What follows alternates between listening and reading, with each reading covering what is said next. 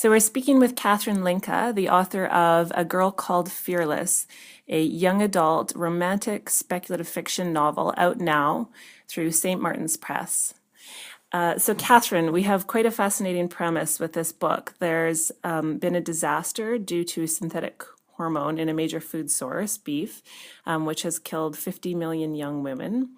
And as a result, these young women of America, of the United States, are now presided over by the paternalist movement, which is meant to protect them, but in fact takes away a lot of free choice, wants to control their choices. So there's this very kind of Handmaid's Tale-esque vibe to this novel. And we have your main character, Avi. Tell us about her and what she is fighting to stay in control of. Avi is a junior at a girls' school in LA, and she is dreaming about going to college. She wants to go to Occidental, and she's looking forward to falling in love. But what has happened in the U.S. is that because there are so many men who are without a spouse or a girlfriend, that teenage girls have become the most valuable commodity in the country. And Avi comes home from school to find that her dad has contracted for her to marry a man who's twice her age, and he's running for governor of California on the paternalist ticket. And the paternalists they're a little like a Tea Party, a political party that has risen up along with the Republicans and Democrats, and they are changing the face of American politics. Avi has two choices. She can go through with the marriage, or she can go to the Underground Railroad, which is called Exodus, and it will help her get to Canada. And if she can get to Canada, they will give her asylum.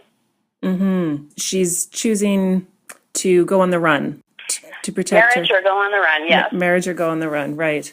Okay, so so there we have Avi. So when an author is trying to explain their book to someone, the advice often is determine what the book is about and then what the book is really about. So what kinds of things and issues would you say that you were paying attention to or were forefront in your mind that helped you shape what this book is really about? I would answer that in two ways.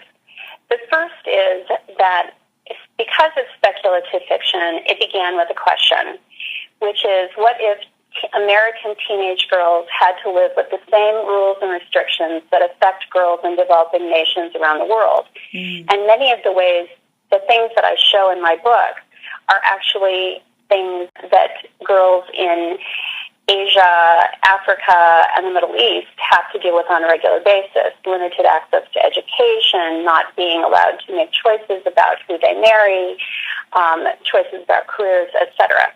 So on the one hand, the book is sort of taking current events and twisting them into an American version.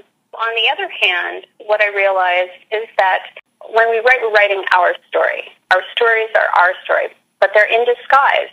And we don't always realize what they mean until we get to the end. And that's when it occurs to us that we are our main character. In this case, this was a story of survival. Avi doesn't know what she's capable of. She starts the book saying, I'm not fearless, but I love that my friend Yates says I am. And by the end of the book, she says, I am fearless. She has gone through hell, and I had gone through a very difficult period in my life, several years, which were really hard and painful for my family. And this book is actually my story of surviving those, because I didn't know what would be asked of me, and I didn't know what I would have to live through. So the book really exists on multiple levels, and I hope that girls and young women who are dealing with really difficult things in their lives will see that they have the potential to get through stuff that they don't know that they may have. So this book is part of a series. The sequel is called A Girl Undone. Tell us when that releases and tell us a little bit about that without spoiling the first book. A Girl Undone is the sequel, and it's also the conclusion, so there are just two books. It picks up where Avie has survived a very difficult experience, but she now has a job to do. She's been given a mission. And in book 2, she has to decide whether she will save herself or continue on that mission, because the mission really involves doing something for others, something much bigger than herself. When you have a character who's changed a lot in the arc of the first book, you really have to give them something more. You have to ask of them something even more than they would ever have anticipated, and that's what I ask of Avie in book 2. It's a very different story. The pacing is a little different. However, the worst thing that can possibly happen happens to her.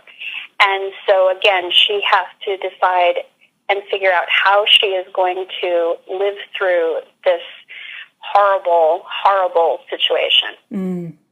For writers listening to this interview, talk to me a little bit about how you find a balance between your life obligations and your writing. You know, for a long time, I've just made it a point to set this time aside for me, that because writing is so critical to my emotional health and my well-being and my ability to give to my family, I have always set the time aside. And it may be that some days that's only a half hour or an hour, but it has to be there for me to be the person that my family needs me to be. Mm-hmm. And I think for many of us, we juggle, especially women. We're juggling. We're taking care of our children. We're taking care of our parents. We're helping our spouse. And we have to help ourselves. Tell me a little bit about what you're working on right now. Now that book 2 has been sent to the publisher and copy edits are done, I'm working on a novella which is about Sparrow. She's a character from book 1, and they love her because she's a very kick-ass kind of girl, but they don't know why she makes some of the choices she makes. And so this was to answer that question. And either St. Martin's will do it as an ebook or I will do it as an ebook, but it's a fun project to do. And the other thing which we're working on is the book has been optioned by NBC Universal, which is quite possibly going to do a television series based on both books. So we'll see whether that happens. You know, you never know. Mm-hmm, right. Well, that sounds really, really exciting. Tell us, can you set up the snippet that you are about to read for us? Which part of A Girl Called Fearless will you read for us? I'm going to read a very short chapter, which is actually chapter 2, in which Avie and Dela are on Avie's balcony, and they're talking. Dela's Avie's best friend. "I'm pregnant," Dela whispered. My heart pounded as I tried not to look shocked. The red eye on the security camera bore down on us. Dela sat with her back to it, her legs stretched out on the lounge chair like we were just two girls innocently sunning on my balcony. "Seth?" I spoke into my drink so the camera wouldn't get a clear shot. Dela blinked twice for yes, but we both knew I didn't need to ask. Her bodyguard was the only guy who'd gotten within 50 yards of her since her dad signed the contract at her Sweet 16. Dad is going to murder me. We looked at each other.